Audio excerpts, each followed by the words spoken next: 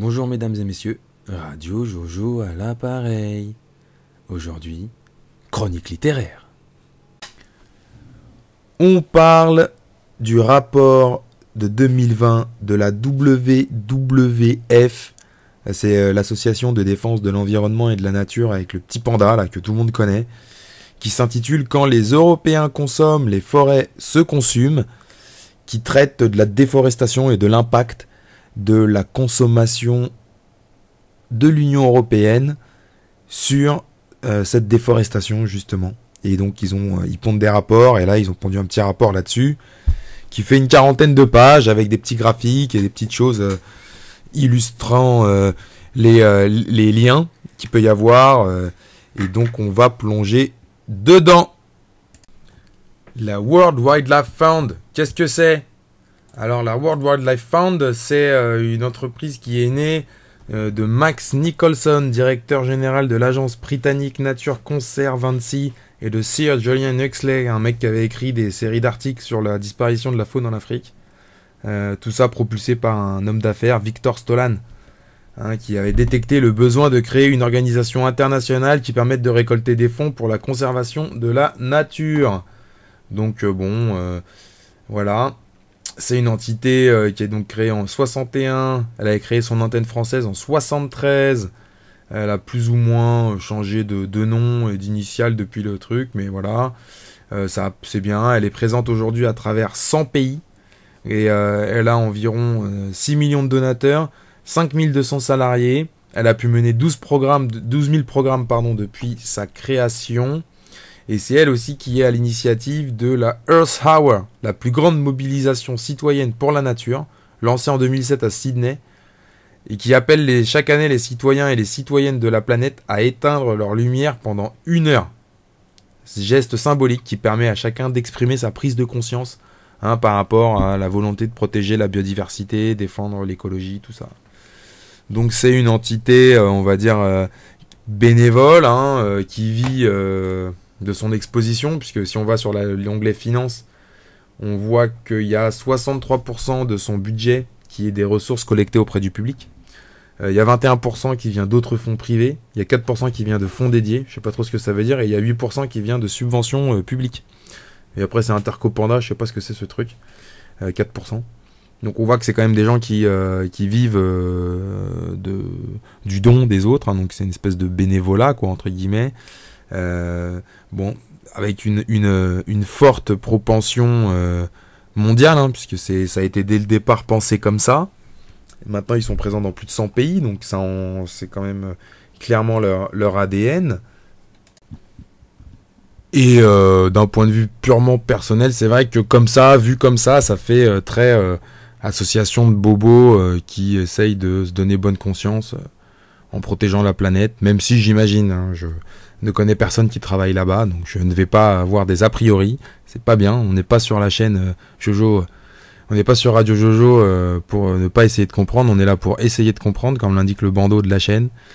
Mais c'est vrai qu'on n'a pas forcément un a priori positif sur ce type d'ONG qui sont transverses, sont internationales, sont un peu multisujets et qui vivent un petit peu de du don comme ça général, mais donc qui doit favoriser une espèce de marketing. Donc on va voir le rapport, ce qu'il nous présente, c'est dédié, ça se concentre en particulier sur l'Union européenne, sa consommation, ses importations et la déforestation. Et donc on va voir ce qu'il nous raconte. Pourquoi lire ce rapport ? Assez simplement parce qu'il m'a été recommandé par une de mes connaissances qui l'a posté sur les réseaux en disant « Ouais, super rapport, il faut le lire » et tout ça. Donc ça c'est la première raison, c'est parce qu'on me l'a recommandé. Et la deuxième raison, c'est parce qu'il y a effectivement énormément de questions qui se posent autour de l'écologie aujourd'hui. Et donc dans ce cadre-là, dans cette tentative de comprendre un peu ce qui se passe au global, ça fait partie des sujets qu'il faut traiter, sur lesquels il faut se documenter, et pourquoi pas affiner son jugement et sa vision. Et donc lire le rapport d'une ONG, WWF, qui a pignon sur rue, qui est mondialement connu, qui a une longue existence puisqu'ils ont débuté dans les années 60. Ça peut avoir du sens. Et en plus là c'est pas mal parce que ça se positionne sur un sujet spécifique qui est la déforestation. Et donc ça évite de partir dans tous les sens. Donc on va essayer de mieux comprendre la relation entre la consommation Union européenne et la déforestation mondiale. Ce rapport utilise des données de Pendrill et Hall et Trace, compilées par l'Institut de l'environnement de Stockholm. Il applique des méthodes mixtes pour fournir à la fois des perspectives globales et des aperçus de biomes spécifiques.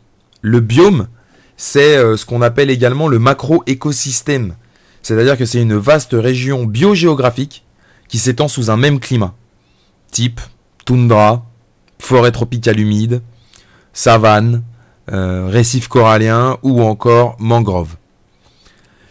L'ensemble des données mondiales de Pendrill et Act identifie la perte de forêt comme la suppression du couvert arboré dans des zones où les arbres mesurent au moins 5 mètres de haut et avec une densité de la canopée d'au moins 25% en l'an 2000. La canopée, pour ceux qui ne comprennent pas, c'est pas grave, c'est la zone d'une forêt qui correspond à la cime des grands arbres. Donc ils visent quand même plutôt les forêts denses, hein. Voilà, avec des arbres d'au moins de 5 mètres et avec les plus grands arbres qui font au moins 25% du total. Donc c'est plutôt... voilà. Évidemment, cette perte, elle est faite par télédétection. Donc elle est capable de sous-estimer la perte, hein, parce que si on rase en dessous et qu'on laisse... ça se voit pas. Et puis aussi, c'est un peu réducteur, parce que malheureusement, ça prend pas en compte les autres biomes, hein, que je citais tout à l'heure, type la mangrove, la savane. Voilà, si on détruit la savane pour en faire un parking, et vous avez détruit de l'écosystème, c'est pas c'est difficile à évaluer. Enfin, comme base de ce rapport, voilà, tous les chiffres qu'on va présenter ici, que je vais montrer, qui sont issus du rapport, c'est des données qui sont référencées avec l'Union européenne, avec le UK dans l'Union européenne, puisque ça couvre la période 2005 à 2017. La déforestation, l'expansion de l'agriculture dans les régions tropicales reste la plus grande menace pour les forêts et autres écosystèmes naturels. Responsable de la conversion d'environ 5 millions d'hectares de forêts en terres agricoles par an, entre 2005 et 2017. C'est en gros l'équivalent de la superficie combinée de l'Allemagne, la Belgique et des Pays-Bas.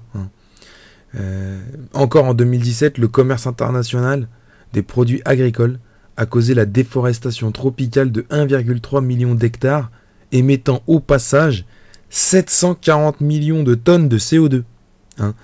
Donc dans tout ce micmac, l'Union européenne, c'est la deuxième région la plus responsable de la déforestation tropicale importée et des émissions associées. On n'a pas le beau rôle, laissez-moi vous le dire les gars. Elle a provoqué plus de déforestation que tout autre pays du fait de ses importations de produits agricoles entre 2005 et 2013, avant d'être dépassée par la Chine en 2014. Entre 2005 et 2017, donc sur la période du rapport, les importations de l'Union européenne ont provoqué la déforestation de 3,5 millions d'hectares, soit 1807 millions de tonnes de CO2, ce qui représente environ 20% de la déforestation associée au commerce international de matières premières au cours de cette période, et qui équivaut à 40% des émissions annuelles globales de l'UE, les 1800 tonnes là. Donc c'est beaucoup, je veux dire on pollue beaucoup en faisant de l'importation, tout ça. L'UE est toujours responsable de 16% de la déforestation associée au commerce international en 2017. Bien que, il y a eu des efforts qui ont été faits quand même, puisque entre 2005 et 2017, toujours sur la période du rapport, on a quand même diminué d'environ 40% la déforestation associée aux importations. En même temps, tu as envie de dire, c'est sûr, chaque année, t'augmentes pas autant que... Donc une fois que tu as déforesté, après, c'est plus lié à la déforestation, à un moment donné. Donc le rapport nous dit qu'une analyse détaillée montre des liens évidents entre la consommation de l'Union européenne, en particulier soja et viande de bœuf, et plusieurs points chauds de déforestation identifiés dans la récente étude WWF qui s'intitule Les fronts de déforestation. Donc là, c'est une autre étude. En particulier, donc c'est le Cerrado et l'Amazonie au Brésil et le Chaco en Argentine et au Paraguay. Alors tout ça, ça concerne quoi? Pourquoi on déforeste autant? Principalement, c'est du soja, pour faire pousser du soja, de l'huile de palme. On importe aussi de la viande de bœuf, donc c'est pour faire grandir les bœufs et les nourrir. C'est la plus grande part de déforestation, c'est ces trois raisons-là. Près de 80% du soja consommé en Europe est utilisé pour l'alimentation animale. Donc pareil, tout est pour l'industrie en fait, et c'est comme ça. Donc entre 2005 et 2017, plus de 80% de la déforestation tropicale importée par l'Union européenne concernait le soja, l'huile de palme, la viande de bœuf, les produits dérivés du bois, le cacao et le café. En 2017, ça a changé, c'est l'huile de palme qui est passée devant. Mais bon, après c'est toujours la même chose, donc c'est toujours pour les mêmes produits. En gros, on va retenir soja, huile de palme et viande de bœuf, qui sont les trois premiers postes de loin. Le constat que donne ce rapport, il est simple, c'est les marchés mondiaux exercent une pression croissante sur les zones encore intactes de la forêt tropicale et des écosystèmes non forestiers dans le monde. Sans contraintes législatives ou commerciales strictes, la demande croissante de matières premières de l'Union européenne et de marchés émergents tels que la Chine et l'Inde, associée au développement des infrastructures, crée de nouveaux fronts de conversion à mesure que la production agricole continue de s'étendre dans les forêts et autres écosystèmes. En se concentrant uniquement sur la déforestation, on ignore le problème de la conversion dans d'autres écosystèmes. Si les forêts tropicales reçoivent la plus grande attention, parce qu'elles sont plus visibles déjà pour commencer, les écosystèmes non forestiers, tels que les prairies, la savane, les zones humides, type mangrove, possèdent également une biodiversité extrêmement riche et fournissent des services vitaux aux populations locales. Comme pour les forêts, les principaux moteurs de la conversion dans d'autres écosystèmes naturels sont la production agricole pour l'alimentation animale à vocation énergétique et pour la consommation humaine, l'élevage de bétail et les plantations. Les règlements des pays producteurs ne suffisent pas à protéger les écosystèmes naturels. Même en l'absence de déforestation illégale, dans un monde parfait de bisounours, 7 millions d'hectares de terre au Paraguay, 10 millions d'hectares en Argentine et 88 millions d'hectares au Brésil pourraient encore être légalement convertis. Ils sont éligibles à cette transition vers l'agriculture. En l'absence de protection environnementale solide, il est d'autant plus important de prendre des mesures du côté de la demande des pays consommateurs, notamment au niveau de l'UE, puisqu'on est le deuxième, voire le premier. On a essayé dans l'Union européenne, il y a eu des engagements. Les engagements du secteur privé sont très variables et inégaux selon les matières premières et biomes concernés. Il y a eu de nombreux engagements zéro déforestation qui n'ont jamais atteint les objectifs attendus. Les investissements publics dans les registres de propriété et le suivi de la déforestation et de l'expansion du soja ont joué un rôle essentiel dans l'efficacité et la crédibilité du moratoire qui avait été mis en place sur la conversion des forêts. C'est-à-dire que là, quel que soit le chemin qu'on prend, que ce soit là-bas ou ici, en fait on n'y arrive pas. La vérité, ce que nous enseigne le constat, c'est ça. On n'y arrive pas trop. Un exemple, l'évaluation annuelle de 350 des entreprises les plus influentes dans les chaînes d'approvisionnement, présentant un risque pour les forêts. Ça a été mené par Forest 500 en 2020, donc il y a un an. Sur toutes les 350 entreprises, il n'y en a que 25 qui ont conclu un engagement pour de non-déforestation pour toutes les matières premières à haut risque auxquelles elles sont exposées. Il n'y en a que 1 sur 4 qui l'a fait, l'engagement. C'est pas beaucoup, Et sachant qu'en plus, dans ces 1 sur 4, quasiment aucune, elles arrivent à tenir les engagements qu'elles prennent. Donc vous dites, quand on est loin. Les engagements pris par les gouvernements et la communauté internationale pour mettre fin à la déforestation dans les chaînes d'approvisionnement d'ici 2020 n'ont pas non plus été tenus. Bon, ça, je pense que tout le monde l'a bien compris. Surtout avec l'année qu'on vient de passer. Les systèmes de certification des matières premières affichent des résultats ambigus en matière de réduction de la perte du couvert forestier et leur mise en œuvre est inégale au sein de l'Union européenne. Ça, c'est un autre problème. On a des systèmes de certification, ça marche pas non plus. Et à l'Union européenne, donc on est quand même relativement en avance a priori. Ces systèmes sont donc insuffisants pour démontrer que la chaîne d'approvisionnement est exempte de déforestation et de conversion, la consommation de produits certifiés et le niveau de certification crédible des matières premières sont très variables selon les pays de l'Union européenne. Fort de ce constat, nos amis de WWF font une série de propositions avec une nouvelle législation qui doit se construire. Et donc il y a des points, donc je vais vous les lire, comme ça vous saurez de quoi on parle. Ne devront pas être mis sur le marché de l'Union européenne les produits ayant un risque qu'ils soient faits sans respecter la législation du pays d'origine ou sans répondre aux critères sociaux de respect des droits humains, de durabilité environnementale définis dans la législation de l'UE. Toute mesure, ça c'est le point 2, toute mesure visant à réduire l'empreinte écologique de l'Union européenne doit englober la conversion et la dégradation de tous les écosystèmes naturels, pas uniquement la déforestation. Point 3. La nouvelle législation devrait se concentrer sur les matières premières agricoles et les produits connexes. La législation devra au moins inclure, mais sans s'y limiter, les matières premières et produits suivants: huile de palme, soja, caoutchouc, bœuf, cuir, maïs, cacao, volaille, porc, œufs, saumon et produits laitiers. Les matières premières et les produits mis sur le marché de l'Union européenne ne doivent pas être associés à des violations de droits humains, en particulier les droits des utilisations des terres et des droits fonciers des peuples autochtones et des communautés locales. Donc les mecs en Amazonie, quand vous rasez la forêt, essayez de respecter les Amérindiens quand même. La législation devra permettre aux tiers d'intenter une action devant les tribunaux nationaux pour demander une indemnisation ou d'autres mesures à prendre en cas de dommage. Point 5. Les entreprises qui commercialisent pour la première fois un produit ou une matière première sur le marché de l'UE devront évaluer et réduire à un niveau négligeable le risque que leur produit soit lié à la conversion ou à la dégradation des écosystèmes ou à des violations des droits humains. Ça s'appelle la diligence raisonnée. En gros, on évite de mettre des trucs sur le marché qu'on sait que c'est tout pourri. Cette législation devra s'appliquer à toutes les entreprises, quelle que soit leur taille. Les entreprises du secteur financier qui opèrent dans l'UE et proposent des financements ou des investissements ou des assurances ou d'autres services aux opérateurs seront également soumises à cette obligation d'exercer une diligence raisonnée. Cette obligation de diligence raisonnée semble être la meilleure option si elle est combinée à une obligation de transparence tout au long de la chaîne d'approvisionnement. Voilà, ça c'est un point important. Point 6. La nouvelle législation devra apporter des précisions sur les termes et concepts essentiels à son application, parmi lesquels forêt naturelle, écosystème naturel, déforestation, dégradation, conversion.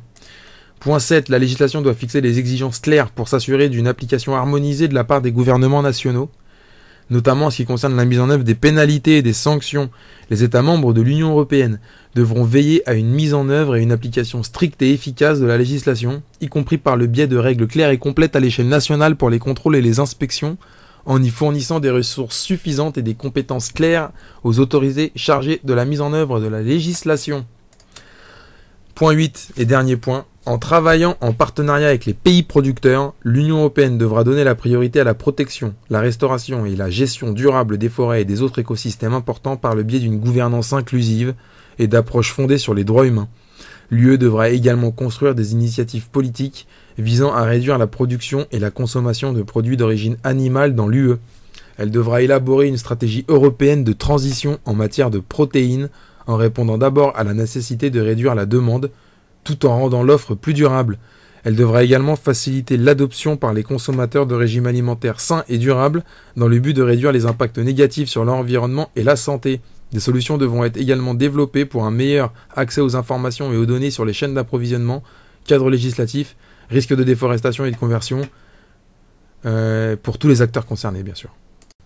Si on doit se risquer à un commentaire après lecture de ce rapport, le premier point qui vient, c'est évidemment l'impact du commerce international qui est bien représenté ici. On voit l'UE et la Chine, l'Inde, voilà, ce sont des marchés qui tirent sur les ressources naturelles qui sont à l'autre bout de la Terre, puisque, en tout cas pour l'Europe, on a déjà bien déforesté, nous, depuis tous les siècles, c'est déjà fait.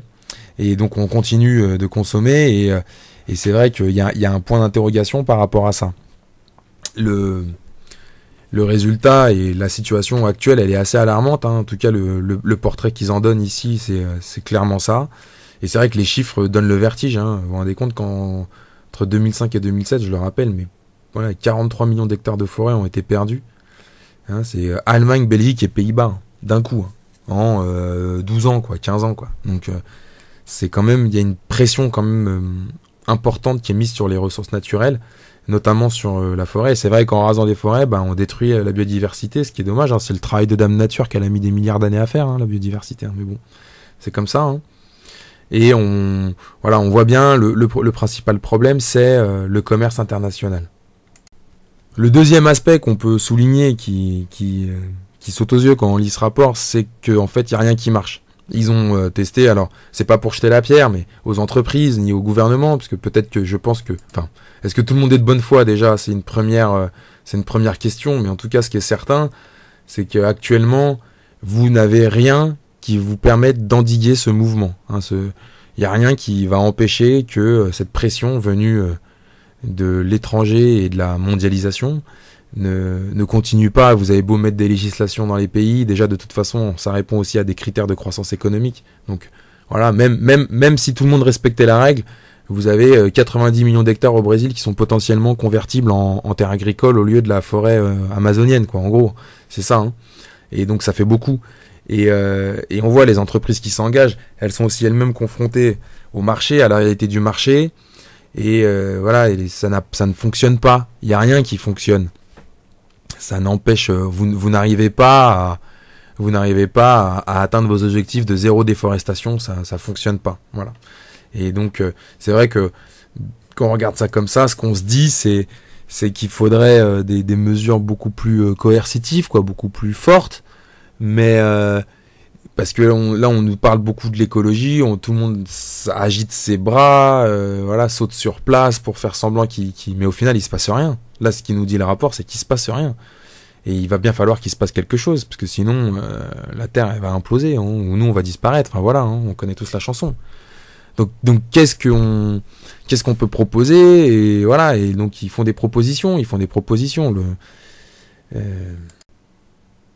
Mais le problème avec ces propositions, c'est à mon sens qu'ils vont pas au cœur du sujet, quoi. Ils vont pas là où ils devraient aller, et ils emmènent pas ce qui pourrait, eux qui sont censés quand même avoir une certaine liberté de parole, hein, je pense les organisations internationales comme ça, qui sont écologie depuis très longtemps, qui véhiculent des messages de préservation, de nature, de respect, des droits humains. Là, ils sont emparés de ce sujet aussi dans ce rapport, on le voit bien, et ils ont tout à fait raison. C'est vrai que c'est pas normal qu'il y ait des tribus qui vivent en Amazonie, qu'on les dégage à coups de bulldozer, c'est quand même un peu abusé, c'est clair et net.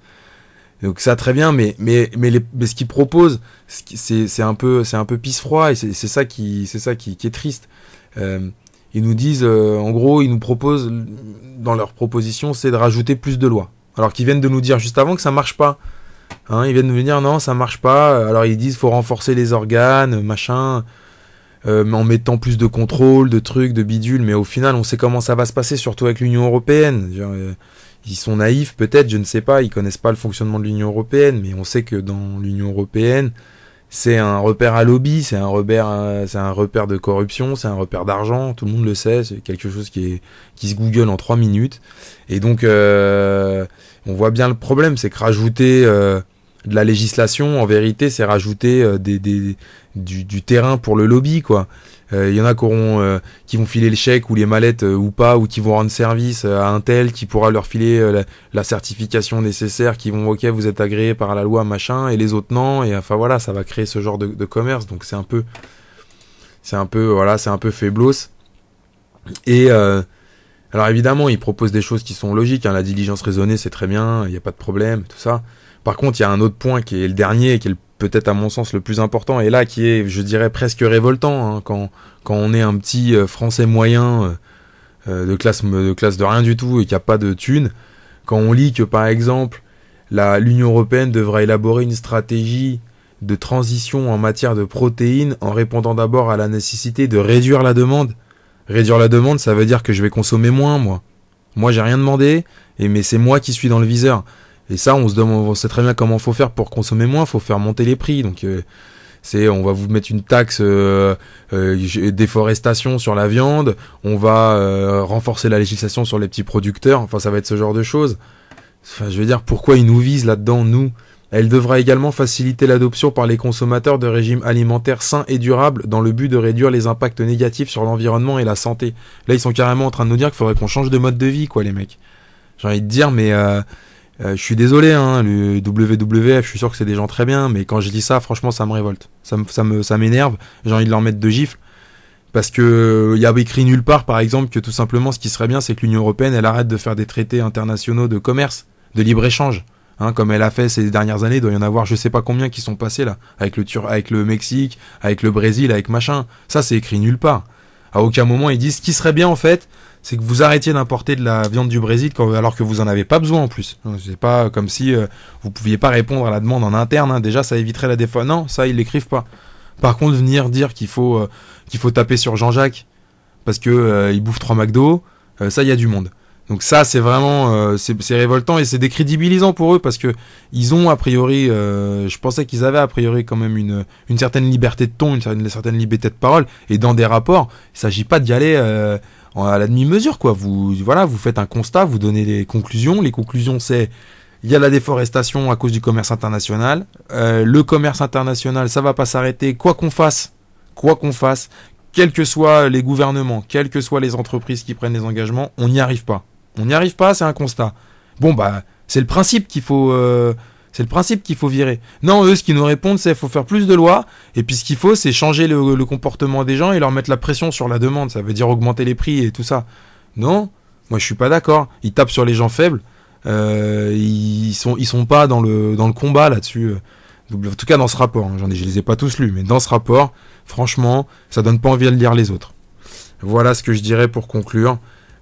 Sur le WWF, on était le 1er juin, il est 16h41, je vous embrasse fort, tenez bon, continuez de manger de la viande avec modération, c'est comme l'alcool, et en bonne qualité, voilà, allez chez les petits bouchers du coin, les petits marchés le dimanche, hein, les circuits courts, c'est tout ce qu'on peut recommander, et mangez des légumes aussi, ça c'est bien, je vous embrasse.